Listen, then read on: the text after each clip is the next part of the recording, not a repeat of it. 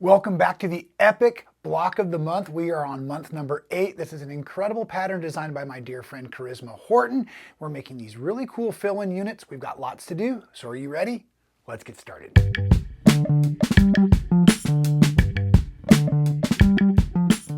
Welcome back to this epic block of the month. That's right, epic is the quilt designed by my dear friend Charisma Horton, Little Pink Barn. My name is Rob Appell, Stitchin Heaven, and we are using the Benartex fabrics that are the new and new worlds that I designed over the last year. And I am just so blessed that Charisma designed this incredible quilt for us all. And we're in month 8. We're doing some more fill-in parts and pieces that will be used pretty heavily throughout the rest of the project. So we're going to need to get all of these done. We have 2 different designs we're going to do. I'm going to walk you through them all. We have all of the other videos here for you on YouTube. If you're just stumbling across this, please pick up a pattern and or a kit from one of your local retailers, and we would love to have you join us in making this awesome, well, it's an epic quilt, obviously.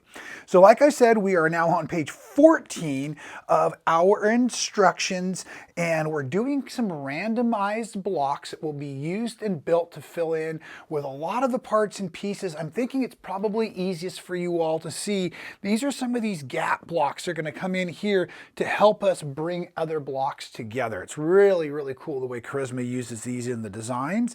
And we are going to make 80 of the ones that have the white fabric as their counterpart, and we are going to make 16 of the ones that have blue as their counterpart. And again, you can see I have very few left because I've been doing the sewing in front of us all to make sure I have my parts and pieces ready. So I have a few on the wall as examples, but I wanted you to see that there are 80 of the white and 16 of the blue based ones, and we're going to start making those right now.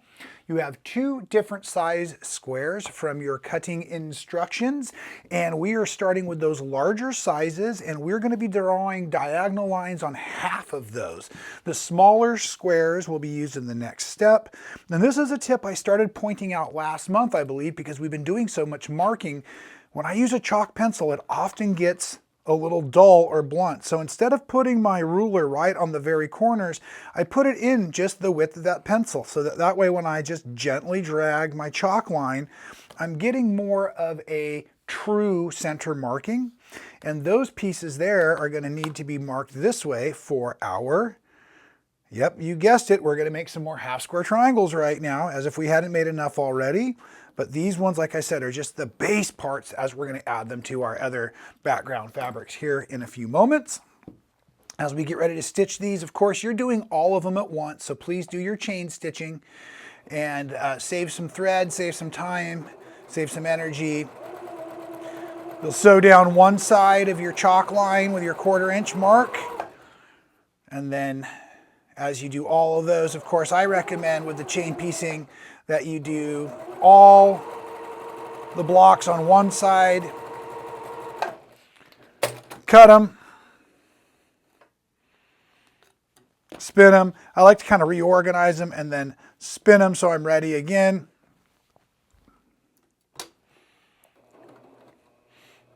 I want to make sure I have my needle down, set in case I need to stop. I like it when that needle stays down for me.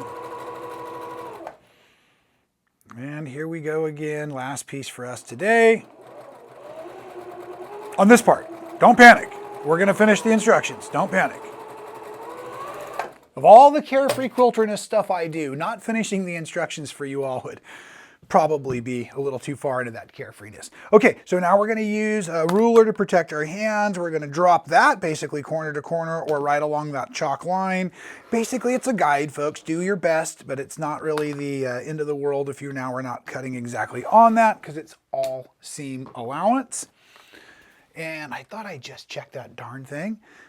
Let's press our fabrics to the dark colors of the groups, whatever that's going to be. Remember, these are going to be randomized, and I'm going to show you how to make that work here in a second. It's really cool.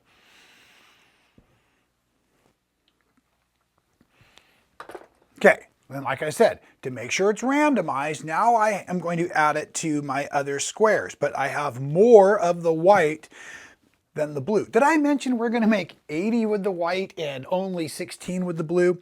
So now I've got these 4 pieces. So one of the ways it makes them random is really to select different pieces as you can. Oh, I'm going to like that color combination though, I tell you that. So obviously these are now going to yield 2 more of each, right? And so that's going to help it be randomized. Now, if you look at your instructions real carefully, Charisma, I'm going to blame this one on her. Charisma's asked us to design by drawing a line across our stitch parts. Now, technically this would work if you drew a line on your other side too, but you need to make sure that it's running across your seam allowance. So I don't know if you can see that through the white fabric. Of course, that would be much harder to see through the, where's the blue one? Right, through the blue one. So this is why we're marking on this side. It also helps us manage our seam allowance, but it is a slight bit harder to mark your pieces. So what I like to do, like with my sewing when possible, I'm gonna kind of have that seam facing down into my lap, heading towards me, so that again, as I go almost corner to corner with the ruler, I can then, and you notice I'm just kind of, you know what I'm saying right there, I just kind of avoided it is what I'm really saying. Again, these are markers. We're going to do the same kind of sewing here in a second, but you want it to be as accurate as possible because remember, folks, we don't have much trimming to do. If you will sew these nicely, mark these, and cut them nicely, you generally don't have much trimming to do at all. These will need to finish at 4.5. There's your hint for the day. Isn't it nice that you can rewind these videos? Okay, so like I said, we're just getting those marked because we're basically done with the instructions at this point. We're just gonna sew all of these and we're gonna cut them open and show them off, and we are gonna set them aside as we approach month 9 and 10. We're gonna start doing a lot more patchwork again, which is really fun.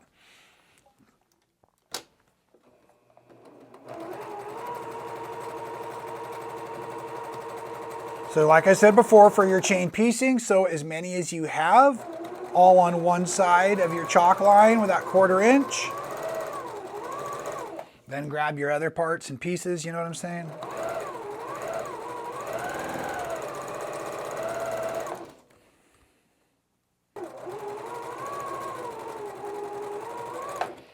And then when you get to the last one, I like to use that thread cutter on the machine. It's just so easy because it doesn't go anywhere.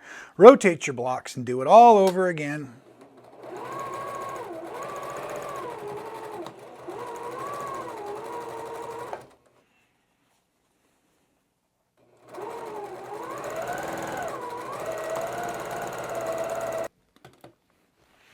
And like before, we're going to cut these open and press them and set them aside. Don't get going so fast though that you either cut through something accidentally on your workstation or that your finger on top of your workstation. So again, use your tools appropriately. Take the moment to use a actual ruler instead of eyeballing it.